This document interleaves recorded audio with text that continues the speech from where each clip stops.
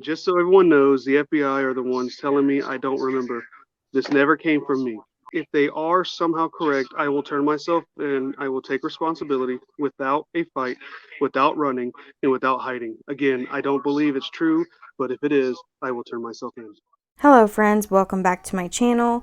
In this video, I'm going to be going over the interview that Michael Simon, Leilani Simon's brother, did over on Share from Voices Behind the Walls channel. So first, I just want to say, if you have issues with Share or you don't like the way she does things, that's fine. Just please don't leave rude comments about her in my comment section. We all don't have to agree on everything. You don't have to agree with how certain creators run their YouTube channels, but we can all still agree to disagree and remain respectful in the process. Because at the end of the day, we all want the same thing, and that's justice for baby Quinton.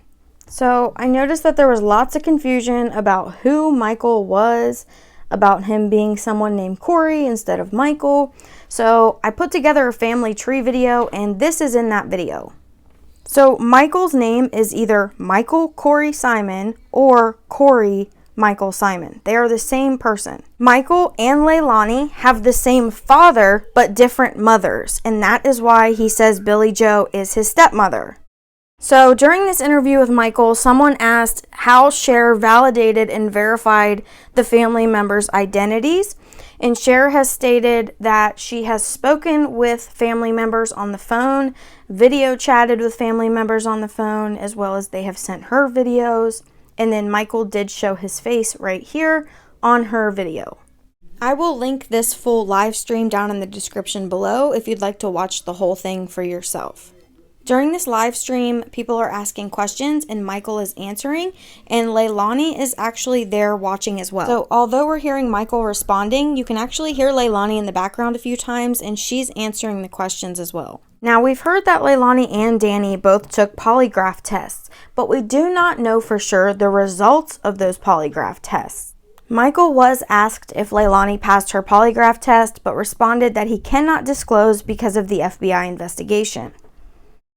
Another question was asked, who all was in the house on October 5th? Now, previously, Michael stated that it was just Leilani and Danny because he wanted to make sure he was allowed to say that brother Paul Simon was also in the house on this day. There was also a point in the interview where Michael said, Leilani wanted me to let you guys know that when the time comes, she will come and share her story. But as of right now, she is barred by the FBI. The question was asked, is Leilani clean at the moment? And Michael responds, yes, the last drug test came up clean. Another question was asked, was it the FBI that came out and said that they believed he's in the landfill and that they believe he is deceased? And then it was asked, you wouldn't be able to tell us what evidence it was that they found? Michael responds, we don't have the answers. Another question, were the kids supposed to spend the night at the babysitter's? He says, hold on one second. Michael says he believes that they were not supposed to stay the night with the babysitter that night, and then it was asked if that was a common thing. Michael says it wasn't common unless they had other grandkids or birthday parties. Right before Danny left, he told a family member here that he holds all the answers, and that really bothers me, Michael said. Then they ask, do you know why he just left? I don't know. Nobody was expecting it. His parents came down here. They were doing things they were not supposed to do, and they up and left. Another question was asked if Leilani disliked Quinton because she did not like or hated his father, Bubba Moss. And then Michael responds that every time he saw her or Danny and they went on vacation, that it was nothing but unconditional love. Michael clarifies that the father is Bubba Moss and says that no, there was no difference in between how she treated her children. Michael was asked, does the family believe this was a horrible accident? And Michael says they do have several thoughts on this. They basically all want answers and they all have theories. They do not believe that Leilani is innocent in all of this, just that Danny should have the same spotlight shined on him as well. So now right here they're discussing why the family members aren't out searching, and he says that everyone has to realize everyone here is a suspect, or a part of the investigation, and we could be going out there searching and trying to cover the tracks. That's what they don't want. I don't want to be morbid, but they wouldn't want a family member to find Quinton right now. They're talking about the day everything happened, and that the babysitter did come with her oldest daughter, and that they did search inside the house. This information was coming from Danny. Next questions. Was it typical for the back door to be left open? He responds no, because there's a pool out there. Do you know what made them want to search the pool? He says because it was green and hard to see through. So they wanted to drain it just to verify everything. If you hear singing in the background, that is my daughter. Yes, I have children. These videos take forever. So sometimes you're going to hear a little background noise, so I apologize. So someone asked if the babysitter texted about bruises. Michael responds, no, nothing like that. I mean, if there's pictures, show them to me. Now right here, Michael is stating that Bullhorn Betty has said that the babysitter has video of Leilani slapping Quinton to the ground. Michael said, I was like, show me the video. Then the question was asked if Quinton's father had been in touch or been in his life recently. Michael responds, no, he was in Quinton's life for 2 months, that was it. Someone asked, why did Leilani suspect the bio dad? So her response to that was, I did not call out Bubba. The police asked simple questions like, has the father tried to see him? And I said yes, but he has never showed. And when I confronted him about it, one of his last messages was, you don't deserve Quinton. And because of that, they decided to check out Bubba. A question was asked, why was Leilani dancing in front of the window, taunting protesters? Michael responded, that was when they were putting away groceries, but that the windows were covered up because of the craziness outside. Then he says, honestly, I think they saw me eating a chicken wing. I wasn't in front of the window, but I was in the kitchen directly in front of it, if that makes sense. So now right here, they're asking Michael about the Facebook post that Leilani made, and that is this post right here, saying, can't even horseplay with my man and kids without someone thinking the worst. Michael responds that he can't get into detail on this, but that there was tension between the two, meaning Danny and Leilani. Then they ask, did the babysitter have a key to the house? And at first Michael responds no, but then clarifies that he says, yes, she does have a key.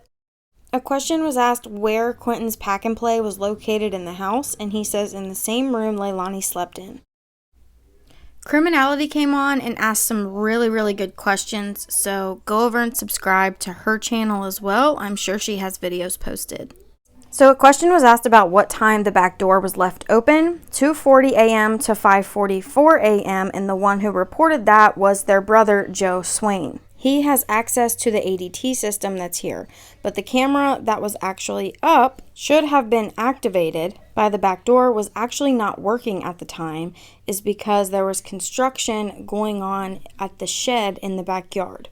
In the morning of the 5th, you stated that the text message to the babysitter went through at 5:29 and it was from Danny. Was Leilani awake when he sent that message? Michael responds, yes, she was asleep. He shook her and couldn't wake her up. Okay, and then, so she was asleep, and he says, that is correct. And then, what time did she wake up? Michael responds 9. So then my next question is, the babysitter has stated that she saw Danny driving by very slowly at approximately 8:20 in the morning. Was Danny actually at work that morning? And do you know anything about Danny driving by at 8:20? Supposedly, he says he was contacted by Leilani around 9. But then this is all pure rumors, so take it for what you want. But the other part would be that he went to work, and then he was immediately contacted by Leilani and went home. There's a lot of confusion about Danny's morning when it comes to his work schedule. So this is the question being asked. So Leilani didn't even know that he had texted the babysitter that the kids weren't coming. So when she woke up, she didn't expect to have any children.